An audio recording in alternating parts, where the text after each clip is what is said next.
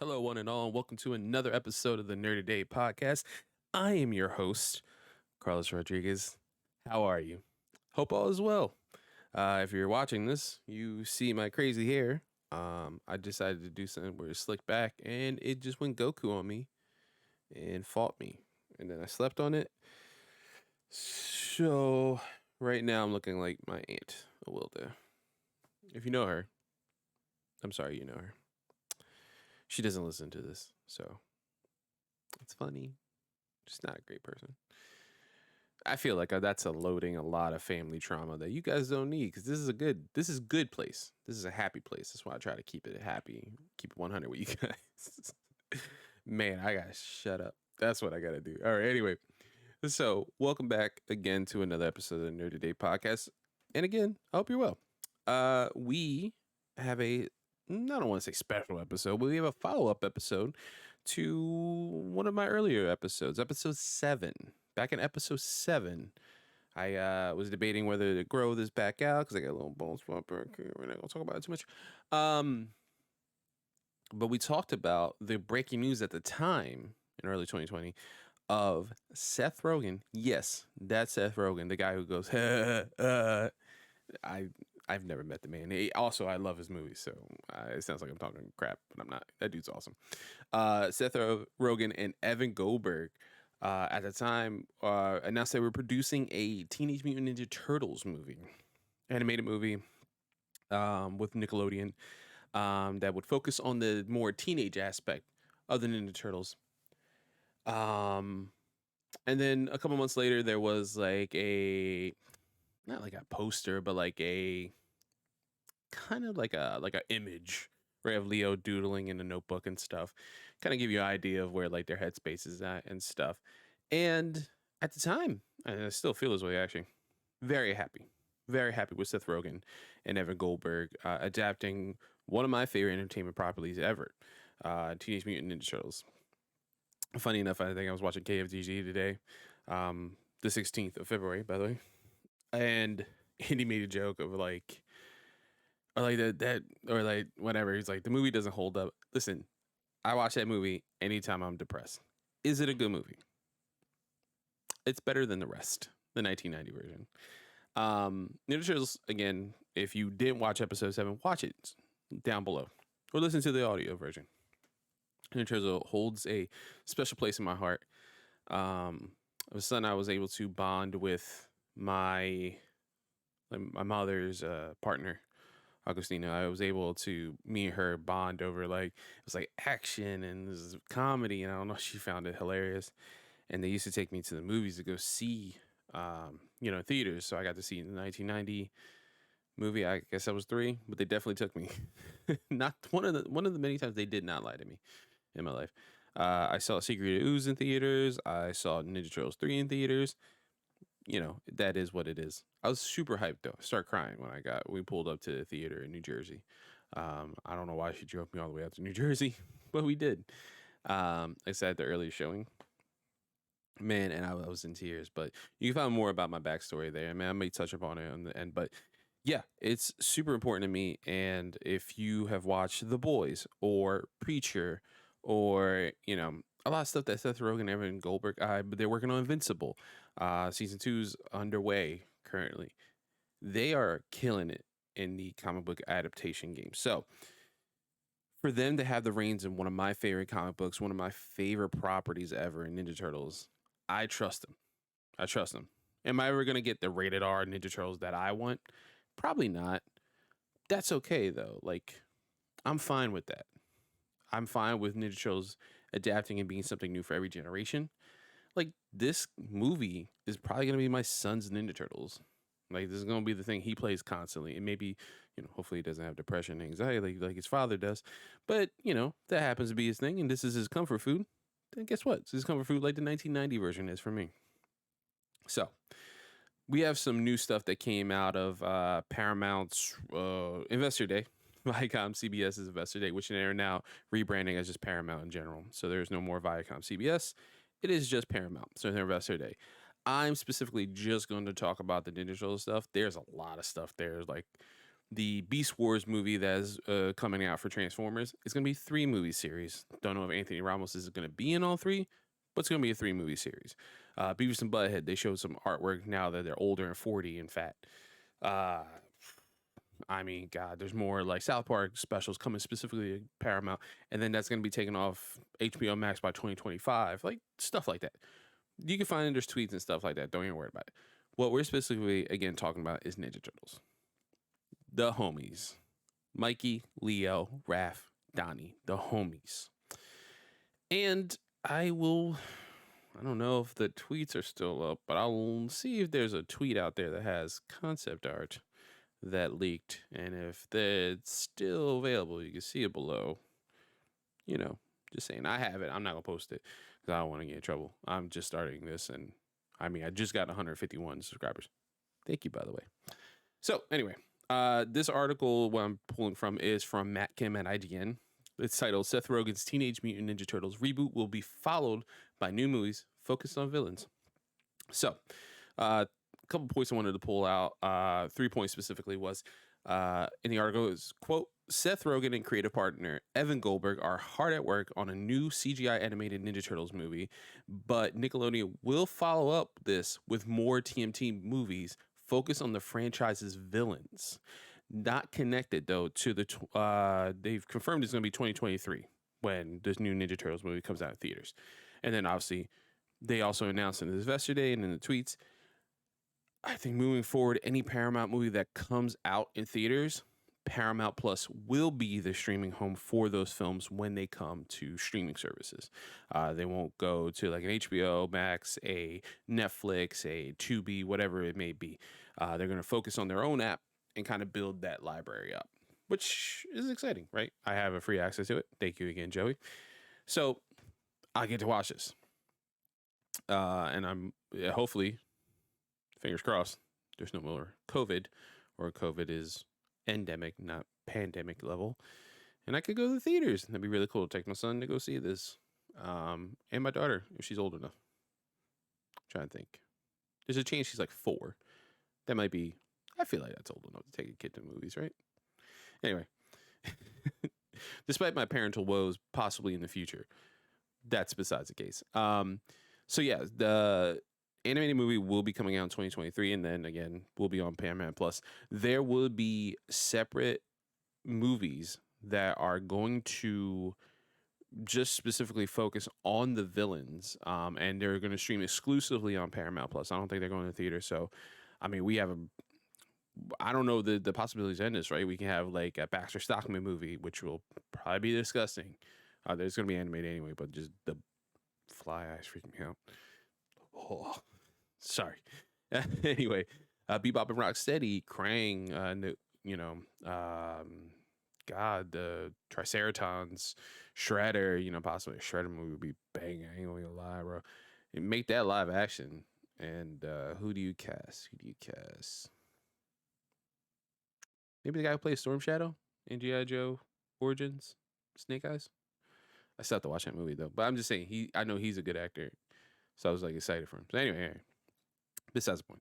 So during the Viacom CBS Investor Day, Matt Kim continues. The company announced the upcoming Ninja Turtles movie will be coming, as I mentioned, in 2023. And originally, it seemed like the reports, like I said, were going to have movies focused on the villains that will tie in. They clarified since it's not tying into the 2023 movie, but those movies will be coming out in 2023 as well, focusing on the villains. Yeah, so that is it.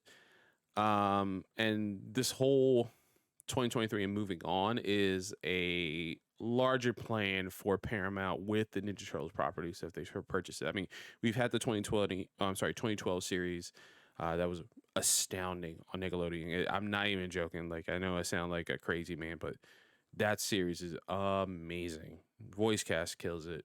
Even when they replace Jason, I'm sorry, not Jason Schwartzman. That'd be awesome.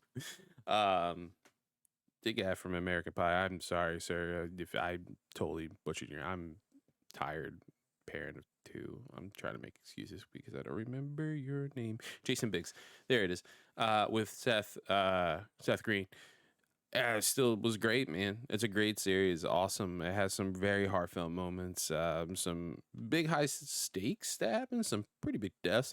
I mean, they do get kind of, changed at the end, but that's neither here nor there. You know, who am I to judge? Who am I to judge? As Cassie would say. But yeah, and then a little note I wanted to add on here. This also is going to be separate from what Colin Joseph's working on. There's a previous episode of the Nerd Day podcast, which I will have linked down below as well, when the news broke that Colin Joseph is working on a live action Ninja Turtles movie that he's currently writing. That's in production, but that could literally mean anything in the world of movies. And as far as my little knowledge goes, that could literally mean he writes a script, they buy it, and they do nothing with it. So, you know, who knows? But yeah, Ninja Turtles is poised to have like a big year. I mean, we still have the IDW comics who's going pretty strong. I think they're on issue, I want to say like 160 coming up. Series has been really good, especially leading up to 100 and the Foot Clan War and just everything. It has some high highs, some lows are, they're pretty decent. Just more like run of the mill issues. But right now, the status quo for the Ninja Turtles have been the Turtles themselves. I mean, they have like 6 members of the clan. They call themselves the Hamato Yoshi clan. They have a new symbol. It's so cool. And then seeing them, quote unquote, like out in the open is spoilers for the comics, and seeing what their individual styles would be. I mean, it has been encompassed so well, especially Mikey. Like seeing Mikey come out with like Tim's. He comes out with Tim's, of course, because he's from New York, right? He's a teenager from New York. He's rocking Tim's. It's cold outside. It doesn't matter that he's a turtle, right? This is like something I kind of hinted at in my when I was talking to Greg Miller, episode 50 in Nerdy Day podcast, which you can find down below. Um, I mentioned like we both had this conclusion that like Superman's cool, but Superman is just a name. Clark Kent is the person. Clark Kent is Superman. He's the one in the suit. Superman's just a name for him. This is some corny ass name. He's still, whatever. Like he's still just a dude. He's still a dude. One of my favorite parts I don't think I got to mention in that episode. In Man of Steel is he's cleaning dishes, back home at the farm and watching, the college game, Gotham University versus Kansas University or whatever, and drinking a beer. He can't, he can't get drunk. So, what's the purpose of drinking beer? Well, because he's from Kansas and he likes beer, and he's watching football while just cleaning around the house. That's what people do, man. I do that while I'm cleaning. I crack a beer and hang out with my wife, and hey, I'll pick this up. You got this. So, hey, football's on. No, cool. The Eagles are losing again. Hooray. That's again a lot of personal stuff I'm putting on you guys. I'm sorry about that, but I'm just saying they're not doing great. Hopefully next season. So that's like kind of one of my favorite things is seeing that in the comics kind of adapted to see like Raph wear like the shades and like the beanie and the leather jacket and Donnie and all, like everyone just has like these unique outfits, and then having not being naked, right? And they're wearing like actual like ninja gear to go out and protect Mutant Town and stuff like that. I mean, I think that's one of the series high marks, and I've always been a fan of that comic book series. I think it's really well done. So you do yourself a favor. I know Comixology just got updated. If that's not your bag, we get it. If you don't like Amazon, I get it. But try to find these. The series is amazing. You have to read it. It's highly recommended. I recommend it to anyone who's even like a passive Ninja Turtles fan and someone who's not even a Ninja Turtles fan. I'm telling you, the comics are that good. That good. So if Seth Rogan can kind of take some of that maturity that comes from that, it'd be really good. But the thing is, I don't think we're going to get a lot of that. And that's okay again. His brand of humor works for me. And his reverence for the property is what makes me so excited about this series, as I mentioned in episode 7. I think I got that right this time. Of the Nerd Day podcast, episode 7. Yeah. I think he brings a reverence and an idea and adapts it to something that would fit specifically. So we have this being animated, CG animated, and it's being co-directed by someone who worked on Mitchell's and Machines. If you have not watched that movie is amazing. The art style is absolutely spectacular. It seems like nothing I've seen before, in the vein of like Into the Spider-Verse and But there's another movie coming out like with the Wolf. He's like all the bad guys or something. Like they all look so different. It's like those are. I mean, that's specifically like Sony Animation, but this guy's eye for what he wants to do, and even just seeing the concept art. If I'm able to find one that's still up on the Twitterverse, again, I will link it down below. And I want to echo Joshua Yales from IGN's tweet. Donatello looks adorable, man. He's so slender. He's got glasses and he's got like a little buck tooth that's popping out, and he looks so freaking cute, man. Um, I think it's gonna be very funny. I think another thing too with CG animation, they're able to move around the way that they need to for being ninjas and stuff like that. There's no stunt restraint, right? That you can kind of see um in the earlier movies, right? The Jim Henson puppets and stuff. I mean, the faces are, mechanical and stuff, but when they have to switch to do action scenes, trust me, I've watched that VHS of the making of Ninja Turtles 1 and 2 until the VHS was broken.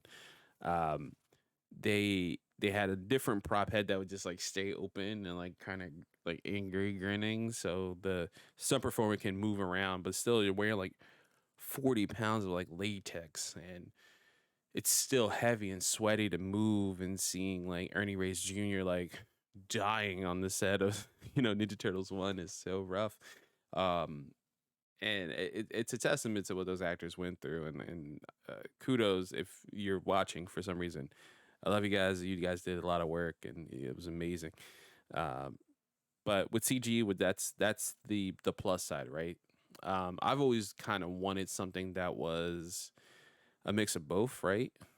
Like having that Weta or Jim Henson Company design like an updated version of the suits and do live action, and then if you need to enhance it ever so slightly with digital around the eyes, the mouth, you don't get that weird effect. That there's like a famous photo of Donatello when in the first movie when Raph wakes up after getting his ass beat by the Foot Clan, they go up to farmhouse. Leo is ever vigilant to his little brother, watching him always.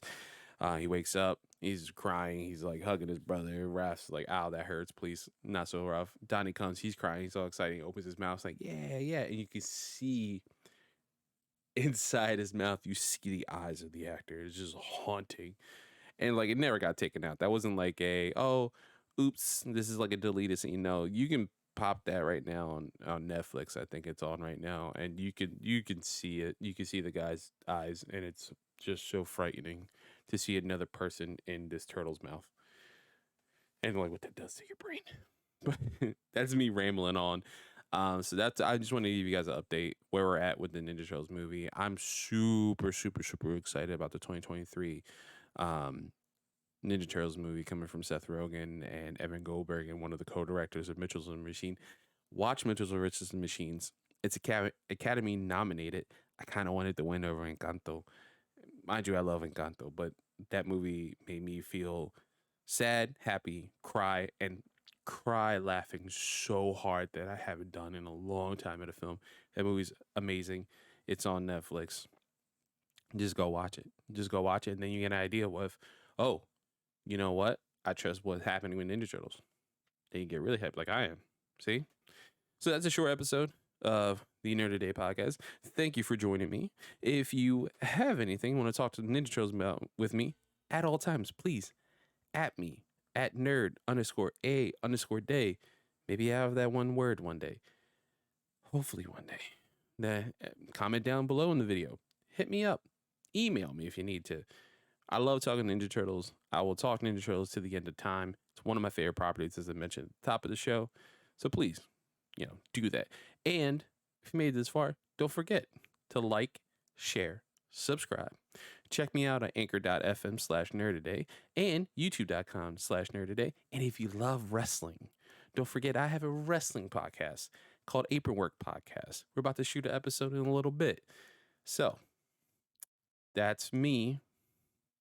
I gotta find a sign off for the show now that I'm like 50 some episodes in. Anyway, I love you guys. Here we go. This is perfect. Before we go, hey, Turtle Power.